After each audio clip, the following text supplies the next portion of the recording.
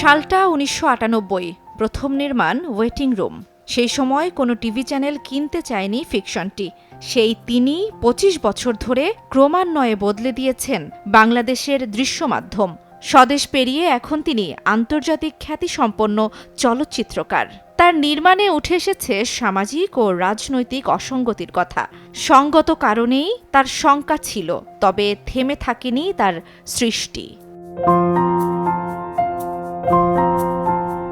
মূলত ২০০০ সালে ব্যাচেলর সিনেমার মধ্য দিয়ে বাংলাদেশের দর্শক উপস্থাপনা ও পরিচালনার নতুন এক ধারার সঙ্গে পরিচিত হয়।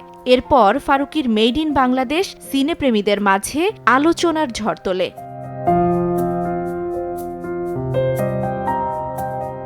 থার্ড পারসন সিঙ্গুলার নাম্বার ও টেলিভিশন, এই দুই সিনেমাই বুসান আন্তর্জাতিক চলচ্চিত্র উৎসবে দেখানো হয় এবং বেশ কিছু আন্তর্জাতিক পুরস্কারও অর্জন করে। এরপর ২০১৮ সালে ফারুকীর ডুব বাংলাদেশ থেকে অস্কার প্রতিযোগিতায় যায়।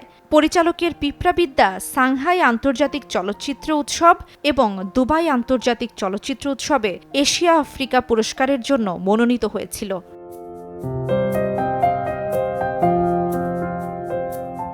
২০১৬ সালের ১ জুলাই গুলশানের হলি আর্টিজানের সন্ত্রাসী হামলার ঘটনা নিয়ে বাংলাদেশ, জার্মানি ও রাশিয়ার যৌথ প্রযোজনায় নির্মিত শনিবার বিকেল নিয়ে ছিল দীর্ঘদিনের জটলা। ছবিটি ৪১তম মস্কো আন্তর্জাতিক চলচ্চিত্র উৎসবে প্রিমিয়ার হলেও বাংলাদেশের প্রেক্ষাগৃহে মুক্তি পায়নি আজও।